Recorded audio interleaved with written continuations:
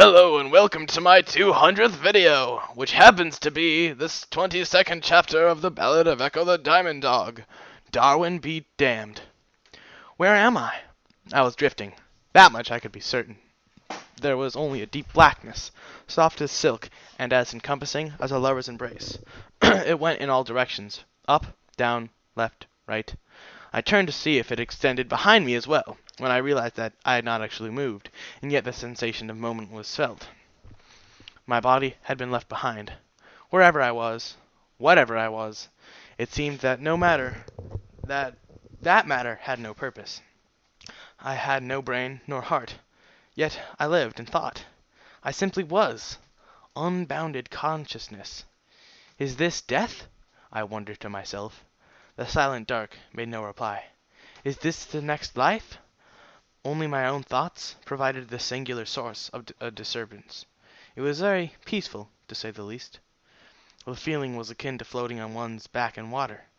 Not so much the touch of the water on one's skin, but the sensation of being carried and held in suspension. If this is death, it's not really that bad. A bit lonely, perhaps, and a tad boring. Spending long periods of time only with your mind for company could also result in interesting psychological effects.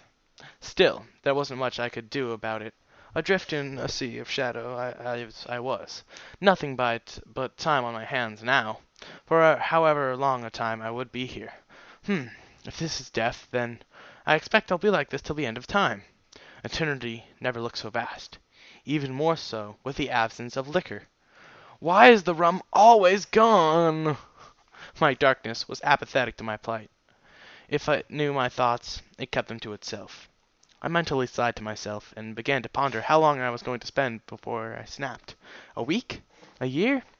Or did time have any meaning here, at the edge of reality? I'm not sure how long I spent like that. I am sure of when I snapped out of it, though, because when the first light appeared, it didn't burn into existence. No. It sort of faded into being, if that makes any sense. It was like the darkness slowly melted away, in one little section, leaving only absence of itself. If there had been a great basket over my non-existent head, someone had just poked a hole in it. A small, distant light, a pinprick in the black. That's all it really was. A star. The last star, maybe. Was this the end of the universe? When the star went out, would it be all over? I didn't want that. The star shouldn't be allowed to wither away. The star flickered and pulsed. The increase of light revealed a sort of sloping cone that was perched on, long and narrow, spiraling grooves running down it like a screw, trailing off into the abyss. It was black as its surroundings, and the only reason I could see it was that the star illuminated its ebony surface. The shape moved closer and closer and closer still. I felt like it was traveling a vast distance in such a short amount of time, and yet the brightness seemed to dim. Finally, the tiny star drew to a halt some ways away. Whatever it was, the shape below it was enormous. It moved. The entire mass moved again, and I felt like an entire planet's worth of matter had shifted in the process. The star rose upwards, and the spiraled shape followed smoothly like an immense, slender tower rising out of the deep. Wait. That's no tower. The realization hit me like a semi doing an 80 on the freeway. In short, it completely shattered me. It's a horn! Far, far above, the star flickered once more, but before me colors began to seep into existence. Deep blues and greens and reds and yellows and pinks, swirling and waving into a non-existent wind. Other small stars flashed to life, with the ether twinkling and blinking in the language of the cosmos. The horn thickened out, suddenly stopping. Then the monolithic head it was attached to rose out of the darkness, impossibly huge, and the only reason I could discern its shape was that it blocked out the lights behind it. Two massive eyes opened, filled with colors I had no name for, a terrible knowledge contained, with blazing white pupils. It saw me. I felt completely insignificant at that moment, as if in the water, swimming alongside a great whale. Whatever this thing was, the sheer size of it alone was enough to make even the most arrogant consider themselves nothing but ants. And the rippling nebula trailing behind it seemed to contain an entire star systems, if not all of time and space. The eyes blinked. It took them a full 10 seconds to fully open and close, despite the eyelids moving at unnaturally fast speeds. A mouth opened. A warm breath issued forth, filled my being with energy and life. I hadn't realized it before, but I'd been so cold, so empty. I could feel my body again, though it was faint. The wind carried a noise as well. "Hold him down! Gauze, get another restraint!" Unbearably agony burned, concentrated on my arms and chest. I smelled smoke. My lungs heaved wildly, my eyes uncomprehending of what they saw. Bright lights flashed everywhere. Something was trying to tie me down. "Hold him, damn it! What's going on in here?" I struggled and lashed frantically, attempting to release myself. I had to get out. I have to be somewhere. Ah, Celestia's mane! He bit me! He woke up under the knife. We have to get him back under. Wow, look at those burns. No, this can't be happening. I won't let you take me. Some pony bring her in. He listened to her, right? Get a muzzle on him, for Luna's sakes. He fucking bit me. Shut up, Gauze, and hold his head down. You're lucky you aren't taking this end. These claws can cut through stone, I hear. Where the buck is she? Dr. Triage went to get her. Shouldn't be too long. I heaved with all my might, but was slammed back down, cracking my head and disorienting myself. What's happening? Who was that? Was that Daring? No, they got her too! Gauze, prep an anesthetic. Quadruple the dosage. I'm not having him up again, do you hear me? I don't care if he ends up comatose. We've got other lives to save here, and we can't do it if he cuts us to ribbons. Miss Dew, we need you to calm him down. He listens to you. We can't operate if he's conscious, especially like this. Echo, stop. I felt something press softly onto my cheek, just below my scar. I froze. Holy buck. His eyes changed back. Look at the pupils. They're round again. Beauty tames the savage beast, eh? How did she... Never mind that. Get him anesthetic while he's not moving. Echo, just relax, okay? You're all right. Everything's gonna be all right. Just relax, okay? Daring's voice whispered in my ear, the pressure on my throat constant, almost reassuring. My breaths lengthened, and I sucked in a long gasp of air. Immediately, the fire brewed up in my chest again, and screamed into my arms. I whined piteously and struggled. No, don't worry. Shh, it's okay. I'm here. I won't let anything bad happen. Just stop fighting it. You've done enough. You can let go. Let go. With a mighty effort, I held myself still, my brain still roaring at me to get up, to resist, to cling to wakefulness, to claw and tear at maim whatever was holding me down. There was a nip on the center of my chest. I violently flinched, whimpering, "It's okay. Easy." I felt heavy all of a sudden, sinking back down into nothingness. All going to be okay. I promise. I surrounded myself to the void once more. Surrendered. The tray hit the picnic table with a bit too much force, causing the small box of fries to rattle and tip over. I hastily retrieved the fallen brothers as I sat down and gave them a proper funeral. In my stomach. The main course was mercilessly unmolested, the sesame seeds on its bun glistening under the cheap parking lot lighting. A small trail of grease trickled out from in between two hand-crafted all-beef patties, which were delicately nestled in between respective layers of bacon and cheese. The bun was lightly toasted, just the way I like it. I delicately wrapped my hands around the delectable sandwich, my mouth already watering in anticipation. I licked my lips in a manner that was almost nervous. I closed my eyes. I inhaled through my nose, blasting my brain with the most teasing of food-related sensory input. Oh God, yes. I haven't had one of these babies in over a month. So good. Slowly, so very slowly, as if giving a kiss to a lover, I raised the feast from its wrapping, my jaws widening. I promised myself that I was going to savor it, to feel the emotion of every bite. Such a meal comes only in a rarely lifetime. This was going to be one for the history books. Ahem. Excuse me, Romeo, but are you going to eat that or make out with it? My eyes flew open. I whirled around to the source of the voice. Whoever it was, I was going to stomp my foot up their ass so hard that when they pull it out, their colon will be wrapped around my leg like an ankle bracelet.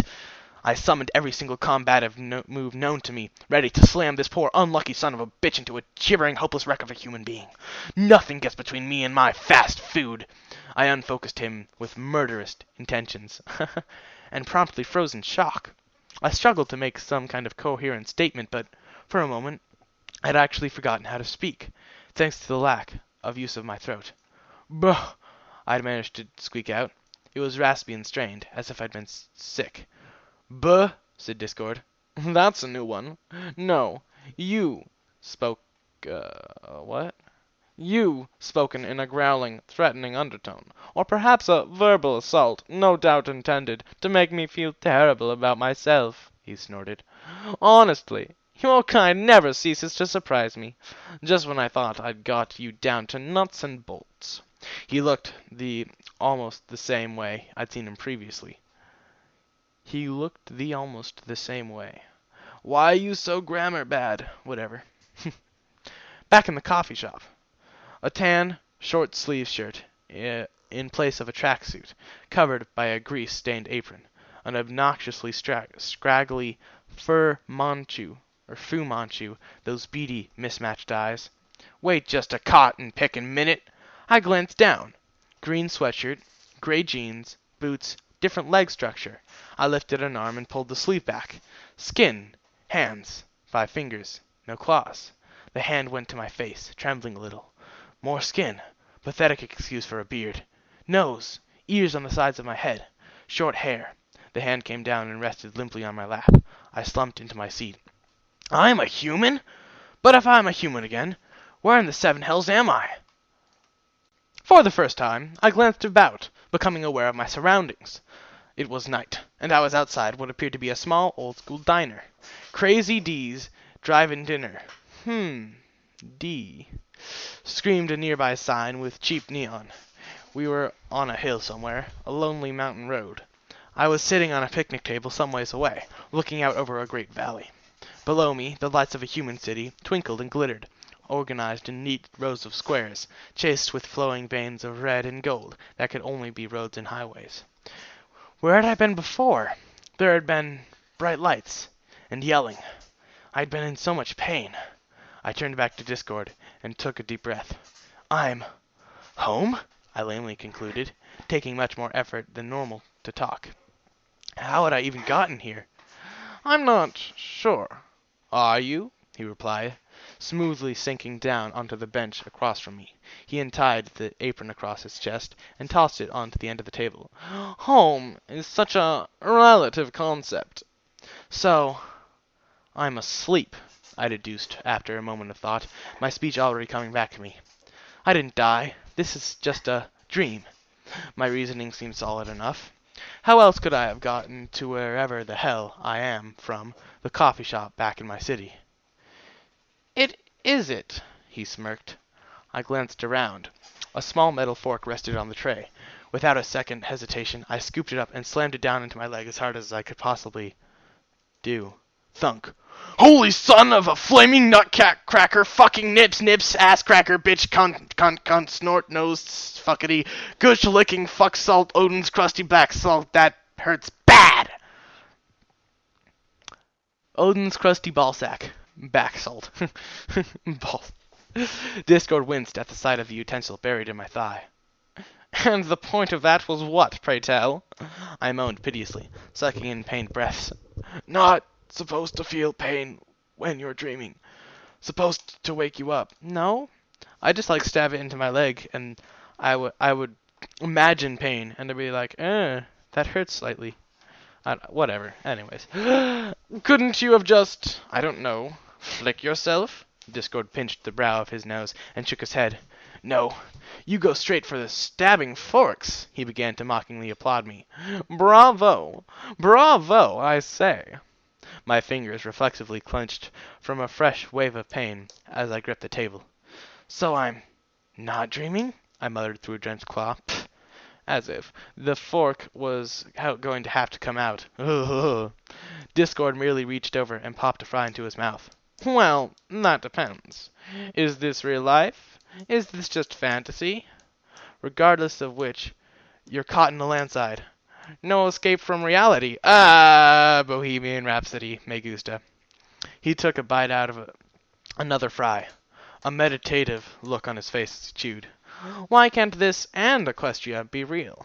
And for that matter, why can't they both be imaginary? If you really want to know, might I suggest looking at that peculiar necklace you have on? Necklace? I lifted a hand from where it was applying pressure to my thigh and placed it to my chest. Sure enough, I felt something press against me, about the size of a pocket watch. Giving Discord a suspicious glance, I dug into my sweatshirt and pulled the object out. The familiar sight of the object caused to suck in a breath of surprise. My pain was completely forgotten. It was Daring's compass. Even weirder was the fact that it didn't seem to be attached to me by anything, and yet when I tried to pull it away, the pressure tightened around my neck, almost like an invisible rope of some sort. I flipped it open. The needle was still spinning wildly. 1 second rock steady, the next moving as fast as a propeller. My fingers trembled a little as I closed it and let it dangle, as if hanging in midair. Some things run deeper than reality, Discord cryptically stated. It's all a matter of perspective. Yes! I like Discord's philosophy. He is my bro. I was stunned for a moment. How could this be possible? If I was truly back on Earth, then how did I have the compass? And if I was dreaming, how could I truly feel pain? The two questions ricocheted around the inside of my skull like two rocks in a trash can, banging and crashing with exponentially increasing volume. I resounded by gritting my teeth and yanking the fort out of my leg, hissing as I did so. I threw it at him. He ducked away and rebounded, cackling. Ha ha ha! You throw like an armless cripple. Discord wiped a few tears of mirth away and flicked them to the side, where they transformed into a couple of birds that flew off into the night. He said. I was going for bats that time. Oh, well. Chaos is as chaos does, I suppose.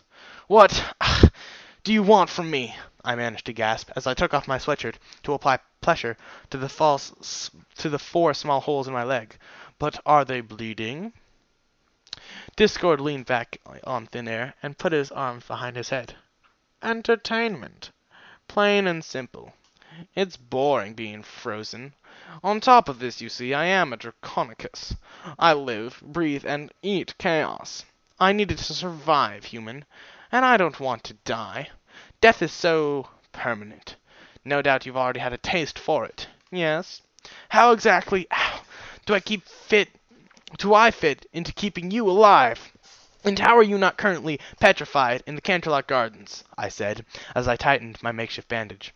While my body may be imprisoned, my mind is free to roam, he replied evasively. As for how you fit into my continued existence, keep doing what you're doing. You've already had a central role in one of the biggest battles in Equestria has seen for the past, I don't know, say 300 or 400 years. Time keeps on slipping into the future, more so when you're stuck in one position. He paused and scratched his nose. Oh, that's the stuff right there. Feels good to scratch again. I'm not killing anything for you, if that's what you're asking. I have no love for bloodshed. Killing? Heavens above, I'm not asking you to kill.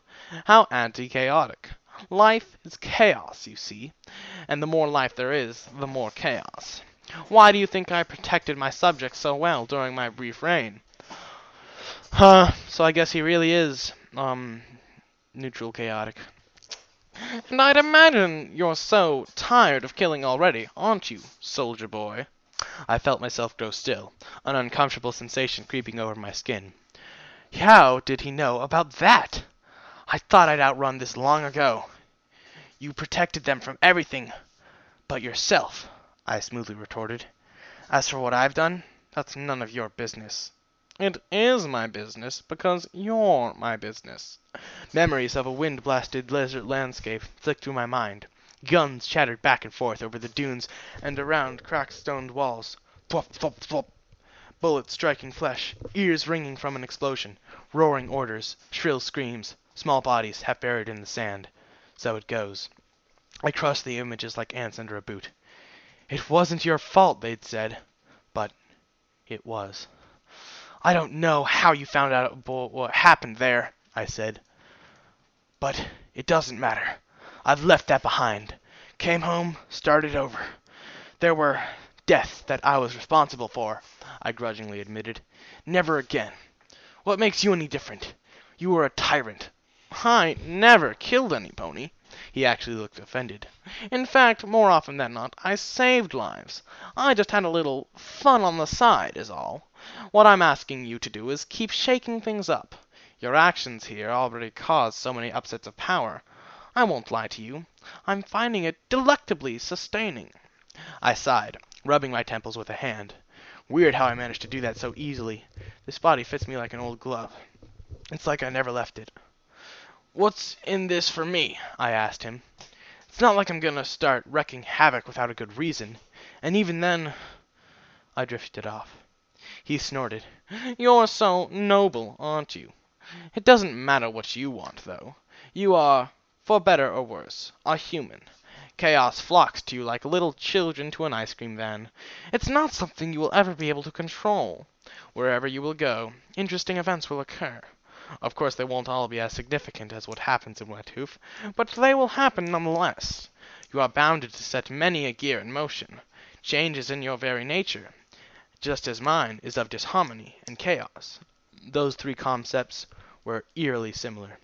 Too much so for my liking. So why bother asking me if I'll keep doing it? I said, finally succumbing to my hunger and picking up the cheeseburger. If I don't have any choice in the matter, what's the point? I licked my lips. This may come to you as a shock, human, but I am a believer in the right of free will. Discord grabbed another handful of fries. And it is one thing to resist your identity, and another to entirely to accept and strive for it. You will make history, whether you're not aware of you doing so. And I suppose I'm not really asking you to consciously go out and cause an uproar. But more like, when you do, and you will, don't fight it. Go with the flow, as they say. He closed his eyes and thought to himself for a few seconds.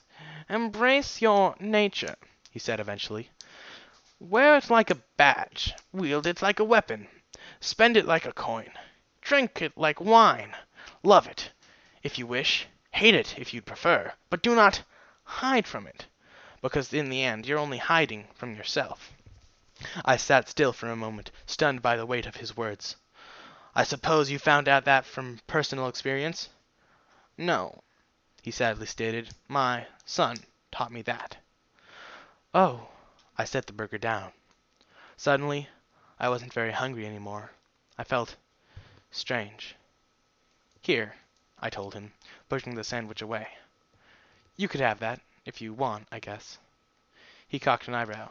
How, generous of you. I felt it again, a jabbing sensation in my chest, right over my heart. I placed a hand over myself, suddenly feeling much weaker. Take my word, human. Don't fight it. Discord picked up the burger and took a big mouthful, a dreamy look crossing his face. I want a burger so bad now. I glanced at him, bent over the table. Fight what? I managed to wheeze. The jabbing continued. It was so hard to talk again. Fate, he simply replied. There was an almighty yank, and suddenly I was hurling upwards. Poke, poke, poke. Disarray, would you stop that already? Honestly, it's bad enough I'm cooped up here again, but you aren't making it any easier for me or him. You've been doing that for 10 minutes straight. Cut it out already. He'll wake up when he wakes up. That was Ginger's voice? Then I'm back in Equestria again. Good. At least I didn't get punted here again. I came on my own terms. Or maybe I never left. Ugh, I feel a headache coming on. Poke.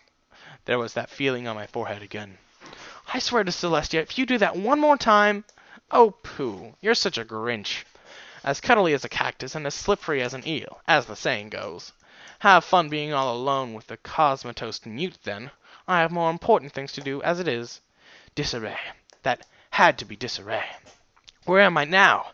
I feel heavy and tired and sunburned. Like what? All you've been doing the past couple of days is randomly jumping out from hiding places and going abooga booga, trying to scare some pony, Ginger said again. I heard Disarray sniff. It worked on Tythus. Yeah, it worked once. The next time you tried it, you ended up in the tiny little box of shame. What? Ginger sounded extremely vexed. That pony really knows how to make a prison, Disarray grudgingly admitted. Now, if you'll excuse me. There was a crack, and then a merciful silence. Ugh, thank the sun he's gone. There was a rustling noise and a faint squeak. I tried mightily to open my eyes, but they wouldn't respond to the light. I was sluggish, and so damn heavy. This was like when I first woke up in Equestria. Just keep working on it. The muscles should work out eventually. Become aware of myself. Yes. That's how I did it originally, wasn't it? Come on, man. It's like riding a bike. You never forget how to ride a bike. But this isn't like riding a bike. This is a bit more complex than that. To hell with logic. For now. I began concentrating on different areas of my body, trying to fill them out, running an organic version of a computer restart. I started with the basics. Can I feel my toes? Checked. I worked my way up my legs, twitching a sluggish muscle every once in a while. My tail shifted after a good few minutes of concentration. The pressure on my back told me that I was lying face up on a soft surface, possibly a mattress. When I got to my chest, I gave pause. It felt different somehow. I felt tight and sensitive, as if it had suffered a sunburn. The muscles refused to respond. I gave up after a while and moved on to my shoulders. Check. Now down to my arms. My bicep quivered as I regained conscious control, but when I moved past my elbows, my forearms were strangely numb yet tingly and cool, like someone had shaved off my fur and rubbed me with spearmint soap. Past that, my paws. I flexed each finger, and they resisted me at every movement. I attempted to extend a claw in my right pointer finger, but I could feel nothing occur. I mentally grumbled to myself and abandoned that part of my body. Head now. Face first. Mouth. Let's see. Lips work. Check. Eyebrows. Wiggle wiggle. Oh, hell yeah, those work. Nose. I smell anesthetic. Freshly washed sheets. Soap. Ginger. Faintly daring. Disarray. And a plethora of other unfamiliar scents. Okay. Eyes now. Time to wake up, man. I concentrated and directed my consciousness towards my eyelids. It felt like they were welded shut. Such was their weight. I focused as hard as I could, and like Atlas lifting the globe, the burden was slowly brought upwards. A bright crack of light filled my gaze, white at first, but then fading to a creamy sort of golden yellow. I was staring at the ceiling. There was a stream of light on it, coming in from a window that was out of my view. It looked like sunlight, of an orangish quality that signaled the end of a day. I blinked.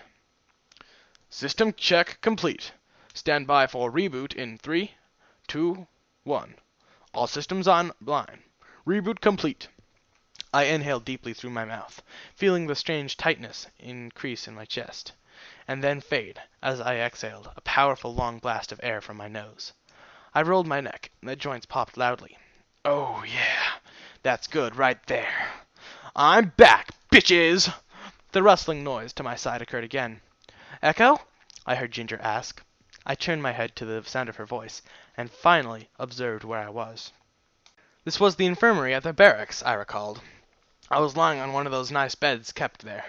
Ginger was on another one next to me, on her side.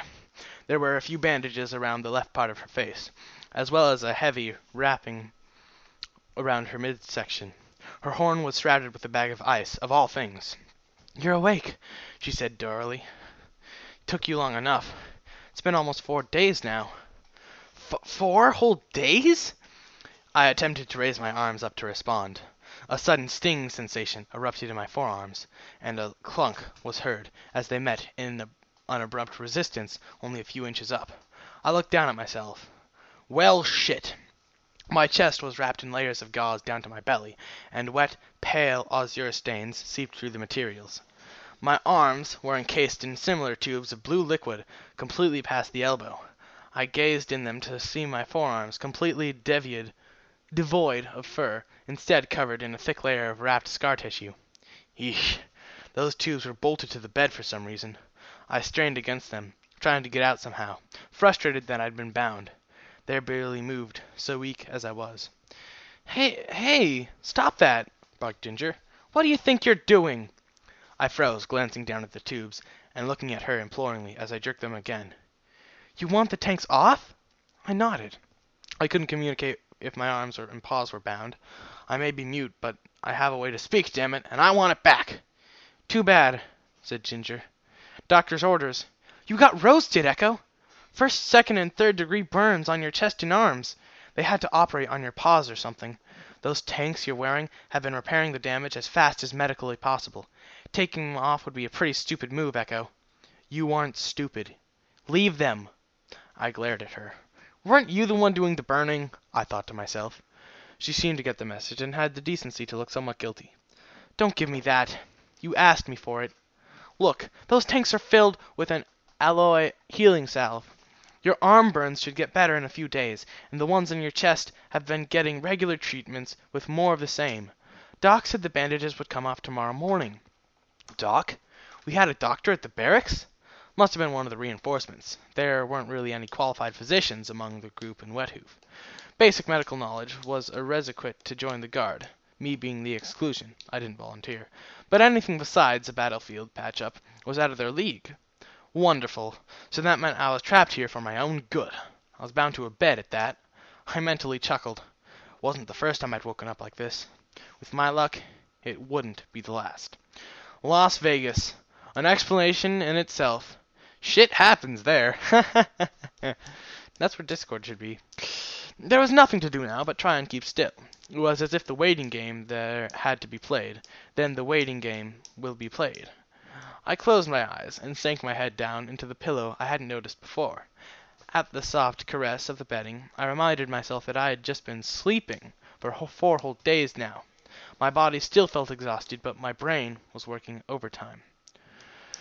What happened on the ship, Ginger was saying. When I had gone off in a tangent. Not important now. Did you have any idea of what you were doing? I nodded, as best I could. Mossbaugh had said it himself. One did not have to kill an alpha to take their place, merely defeat them. I had surrendered, forfeiting my claim, and leaving Aoi who'd taken the role from Frost, as sole leader of the pack, which consisted of myself, him, and Ginger, due to her bloodline. When she had picked up the spear, she'd issued her own challenge and won. Technically, that meant she was my alpha. I didn't exactly know what that exactly entailed, due to my unfamiliarity with Diamond Dog's culture, but nevertheless, she was in charge of our pack. All of its 2 members. Ginger sighed and closed her eye. I never wanted this, she said. This, of all things. I still hate your kind, Echo. Do you know that? Every time I see you, I just... She trailed off. Ginger didn't say anything for a good while. When Mosspaw showed up, for a brief second, I almost lost it. Ouch. Well, at least she's being honest. I don't hate you, though.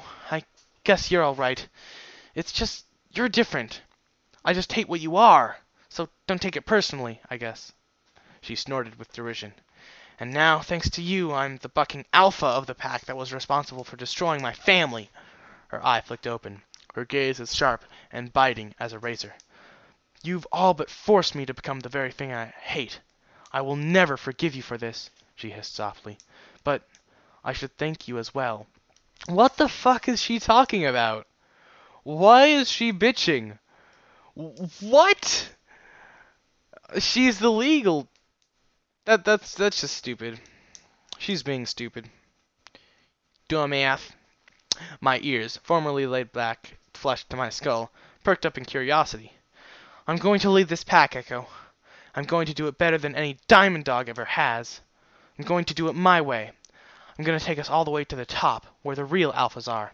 Canis, Rover, Taru, Rex, Blackwolf, Fenner, Dotted Heart, Shazza, the Great Dane.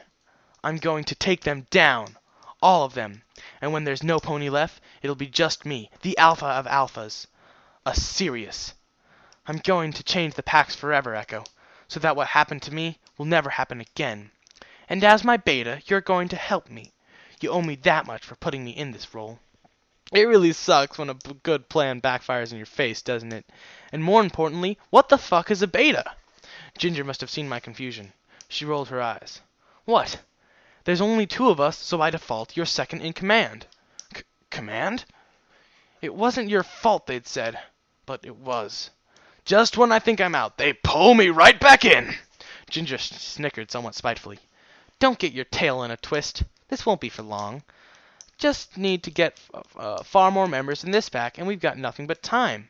I'm in no rush for this, she grimaced. Neither are you, if your reaction is anything to go by. And besides, we've got a question to explore before we can find a place for a den. Wait, what?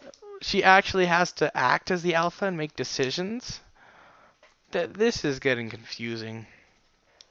My eyes widened at this, so I gave her a suspicious look. Since when was she with... What? Since when was she coming with? How did she even know about that? I don't remember telling her. Daring Do gave me the go-ahead after I explained our situation. We've been in here for a few days, you know. Had some time to chat about, some things. Ginger pointed a hoof around her head to the cot behind her. She was in here while her wing was healing. Released yesterday afternoon, actually. Said something about going back to her treehouse for supplies and stuff. Doc was overjoyed. That mare has a tongue sharper than Arcanite, Ginger snorted. Probably why we've gotten along so well. I continued to suspiciously glare at her. Ginger let her head sink into her pillow. A pack sticks together, Echo. I'm coming with, and it's your own goddamn fault. Besides, there's nothing more for me here anymore, now that... She trailed off, her eye clouding over for a moment. She suddenly shook herself, as if shaking off water. When she spoke again, her voice was tight and controlled. Now that I've got no pony to take care of here in Wet Hoof, I resigned from the guard as well. Coconut, too, so I heard. You've missed a lot. I rolled my eyes. Of course I missed a lot. I've been comatose for days.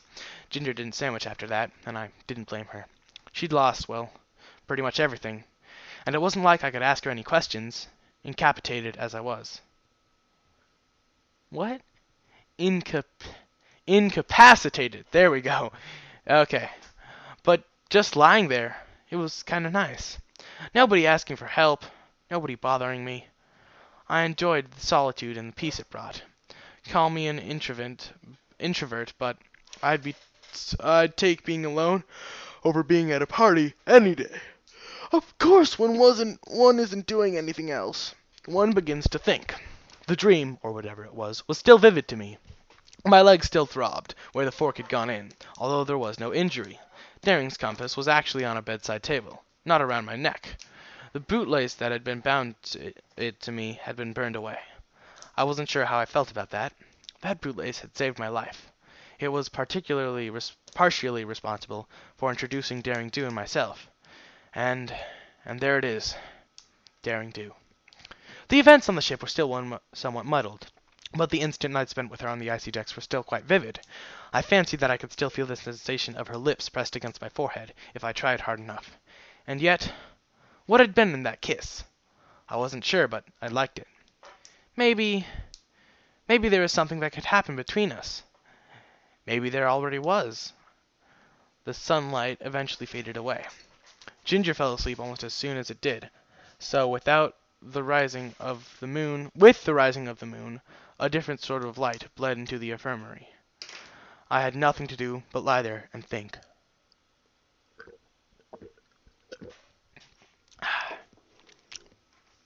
My body was a wreck, even with the absurdly effective equestrian healthcare. I doubted if I would ever be as strong as before. My arms, well, let's just say, skin isn't supposed to look like that.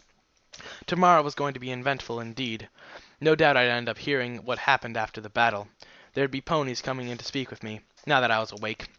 Somehow I'd have to talk to Daring. But I'd find a way. I knew I would. But things would be different from now on. Very different. Despite my best intentions, every pony seemed to want a piece of me. Discord, Daring Do, Ginger Snap, Captain Tithus. I hoped I wouldn't end up pulled to pieces. Aw, hell. Just go with the flow. When I fell asleep, Luna's moon had already finished sailing across the sea of stars. That night I did not dream. There was only floating in deep, blissful void.